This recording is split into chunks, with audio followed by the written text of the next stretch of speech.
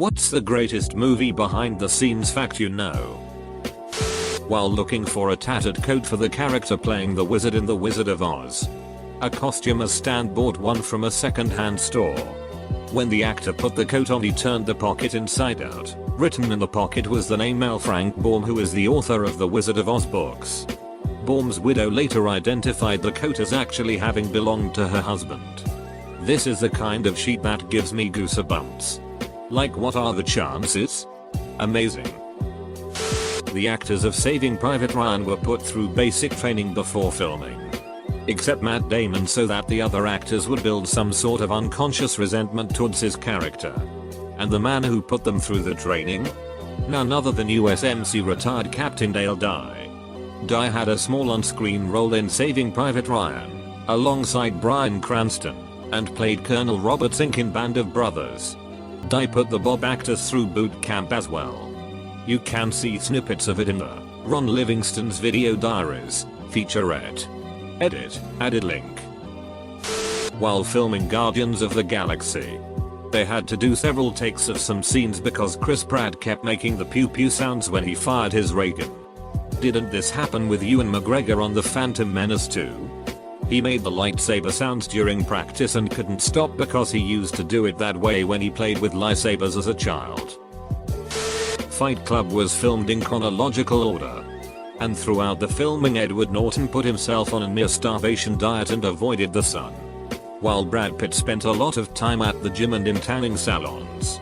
The end result is we see Tyler Durden getting stronger and healthier while the narrator withers away. Every time one of these AskReddit questions comes along, there's always a fact about Fight Club, and it's always one I haven't heard of yet. Damn. What a great movie. In Raiders of the Lost Ark, the snakes, being cold-blooded, went towards the thrown torch, causing the director to complain at the snakes. "You're ruining my movie." In Life of Brian, the line after "yes, we're all individuals, I'm not," was ad-libbed, bumping the extra up in pay for now having a distinct speaking role. In the flower shop scene in The Room, when Johnny says "oh hi, doggy," that was a genuine reaction. He didn't realize that the dog was, in his own words, a real thing. In Anchorman, during the Six Panther scene, Paul Rudd was determined to make Will Ferrell laugh and break character since it was always the other way around. He thought that this would be accomplished with the 60% of the time it works. Every timed line. Will fired back with "that doesn't even make sense" line without skipping a beat, once again making Paul Others break character yet again. That's because Will Ferrell doesn't play characters, he just plays himself. Duck the Habs. On the set of The Blues Brothers, they had to get John Belushi to go and tell Carrie Fisher she was doing too much coke. That movie had a coke budget. Like a regular department budget, coke gets its own budget. Amazing.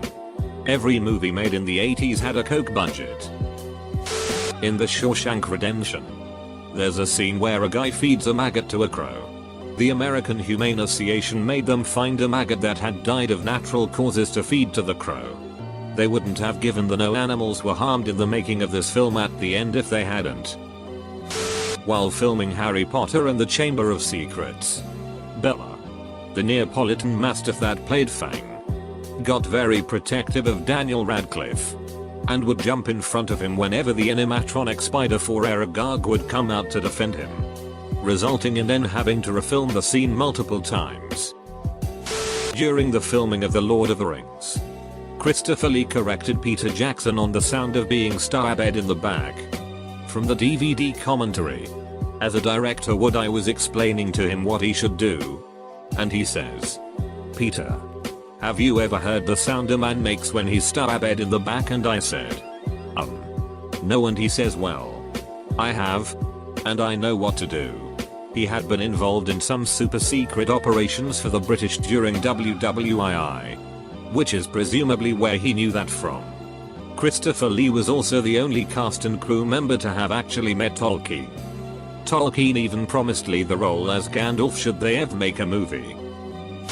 In Lord of the Rings, The Two Towers, when Aragorn, Gimli, and Legolas are approaching the pile of smoldering and dismembered corpses looking for Pippin and Merry.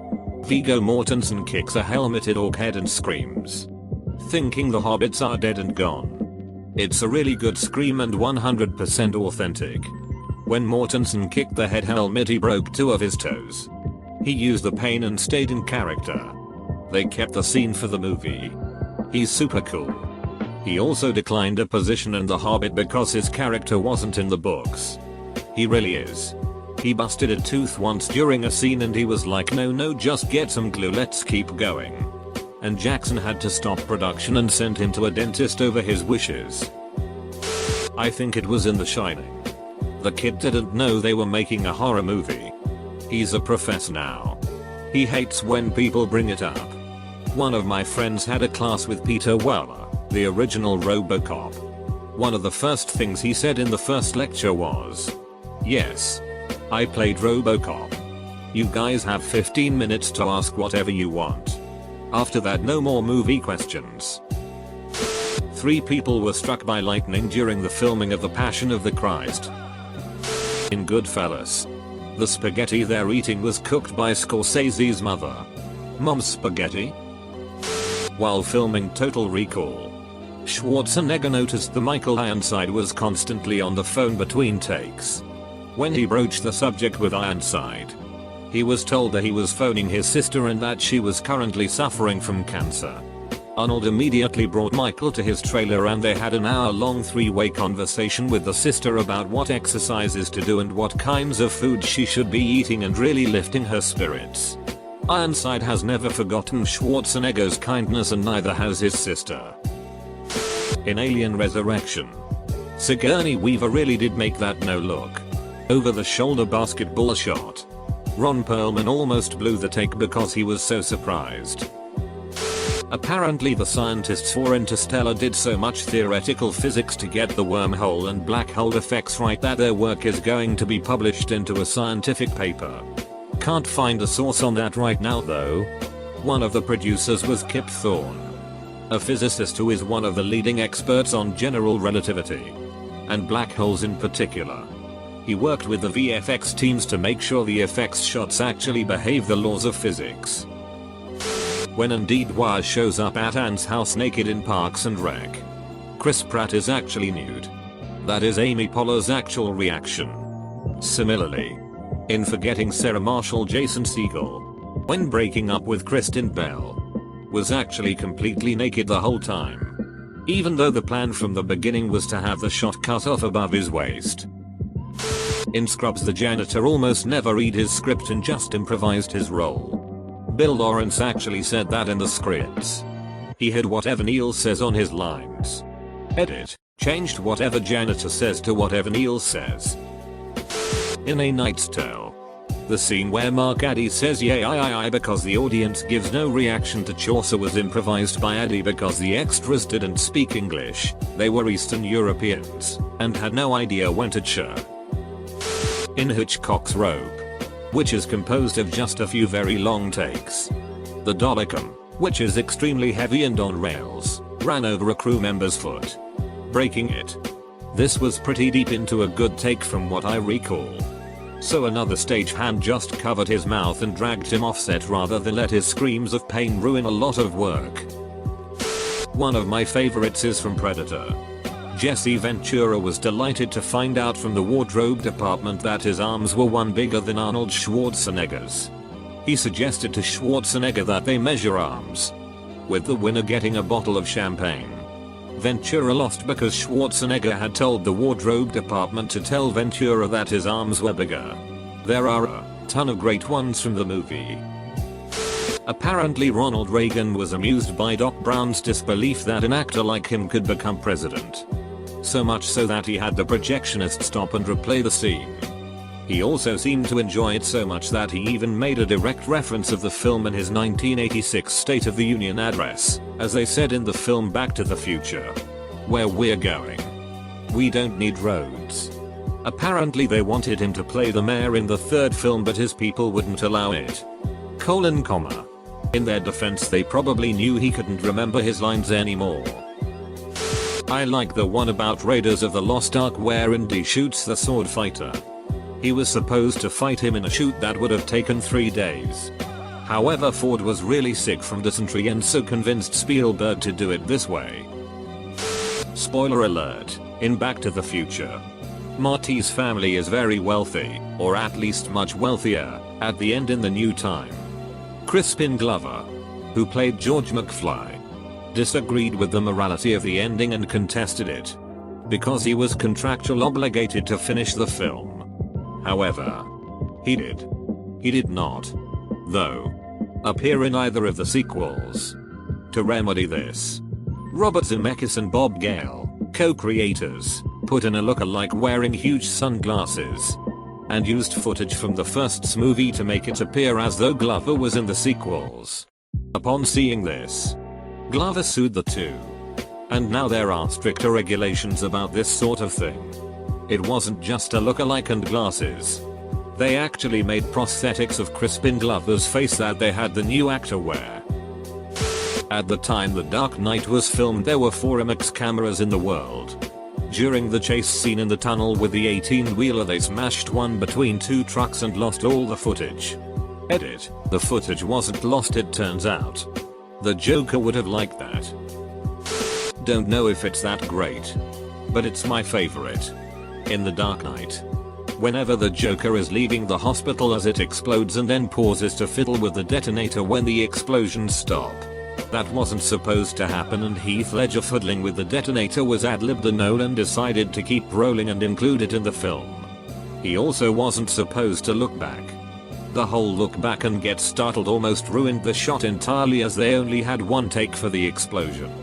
Nolan mentions this in an interview about how surprised he was by the performance of Ledger. In Django Unchained, when DiCaprio finally snaps and starts slamming on the table, his hand starts to bleed profusely.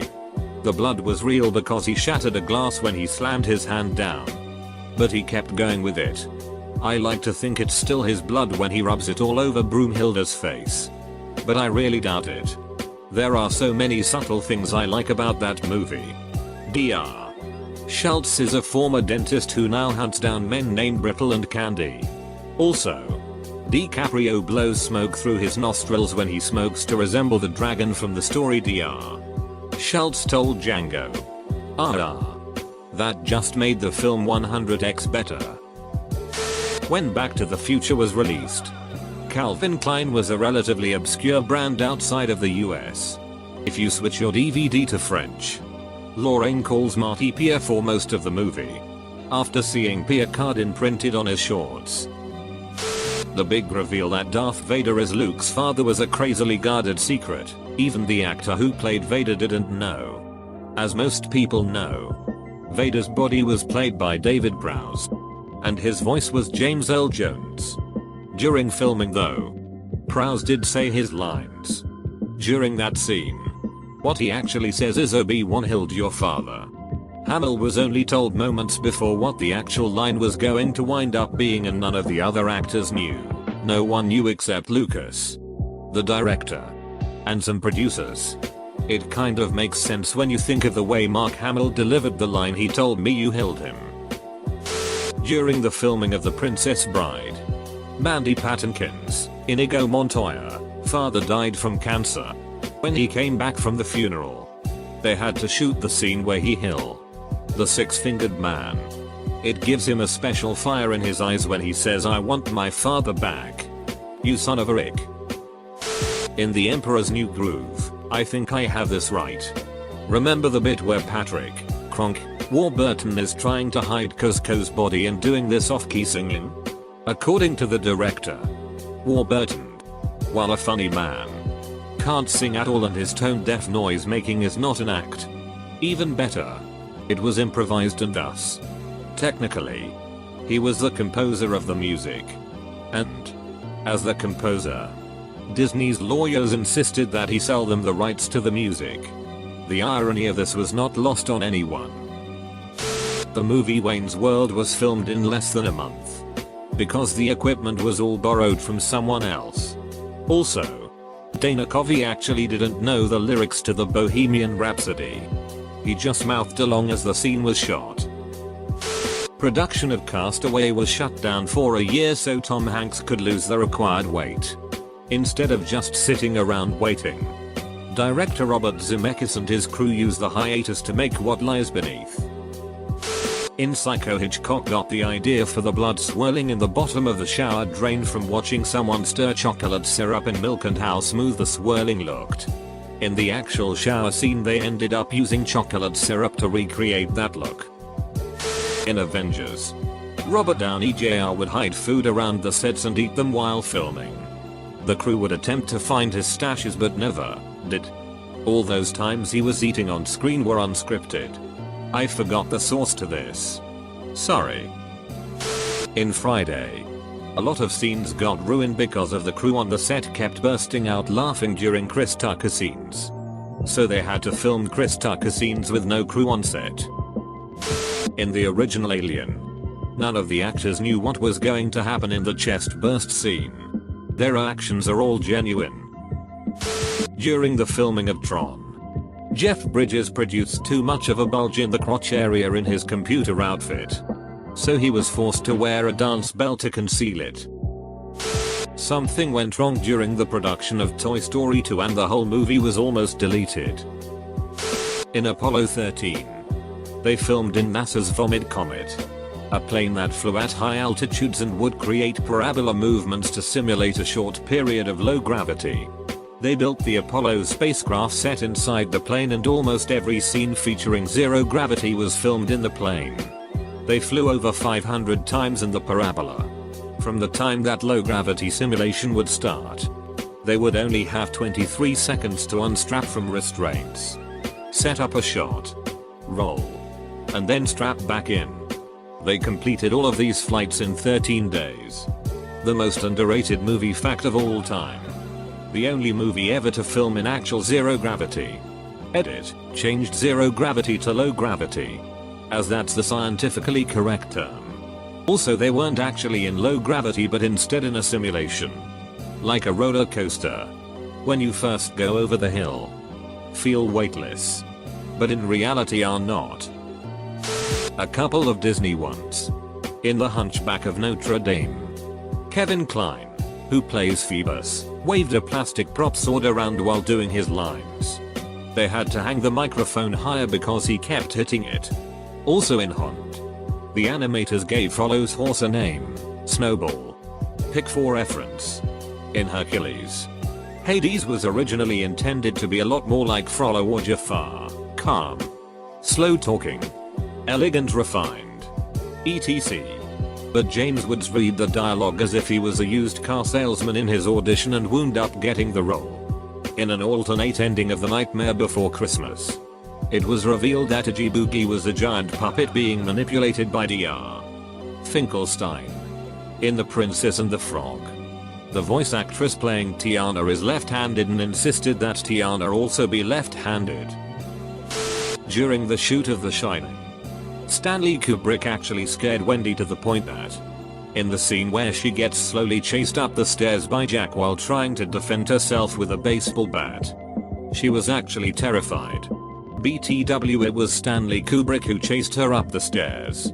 Also they had to reinforce the door that Jack Nicholson breaks down as he was actually a firefighter and was demolishing it far too quickly. District 9 was almost completely unscripted. They had the story plotted out, but when it came to shooting scenes, they would just sort of wing it. Sharlto Copley, the star, had never really acted before. He was a TV producer who Neil Blomkamp worked for as a teenager. During filming of The Godfather, Marlon Brando stayed in character a lot but was still a prankster on set. In one scene characters are supposed to pick up bags from a car. So Brando put a bunch of weights in them and didn't tell anyone until they were struggling to pick them up on camera. Brad Pitt apparently is too. During the filming of Moneyball, Jonah Hill liked to ride a special golf cart around set, so Pitt stole it one day and had it painted pink. Jonah loves Wham! Written on the windshield with a little picture of them photoshopped onto a pic of Wham and rigged the radio to blast "Wake Me Up Before You Go Go." Edit, found a photo of the cart. Darth Vader sounded dorky without the effects. The sound of his breathing was created by Ben Burt, the sound designer of Darth Vader, by breathing into a scuba regulator. The sound of a lightsaber was that of an idle projector, and the blaster effect was created by hitting a guy wire on a radio tower with a hammer. Bruce Lee's son Brandon Lee's accidental death. During the shooting of The Crow in 1993, there was a scene where Lee was supposed to be shot from 15 feet distance with a revolver filled with blank rounds. The guy in charge messed up and did an empty barrel which was loaded with a bullet, which even was supposed to be not fatal. But someone messed up there too. When shot, he was fatally wounded and ended up dead. Interestingly, his father had died 20 years back in mysterious circumstances too. The only thing in the chocolate room that wasn't edible was the teacup Wonka eats. That was wax. Gene Wilder stellated for the shot. The chocolate river was made of water, cocoa and shampoo, so it would foam right. But it's also only a foot deep. They had to dig a hole where Augustus falls in and hope he doesn't break his neck. And it took 15 takes to get the Oompa Loompas to roll Violet out the door. Only 2 of them spoke English. And Violet was wider than they are tall. They kept rolling her head into the metal door frame. The one you've heard is that Gene Wilder planned the little stumbler salt when he arrives. But he also didn't tell anyone about the hallucination scene. The kids actually thought he went mad, since their scripts didn't include the scene.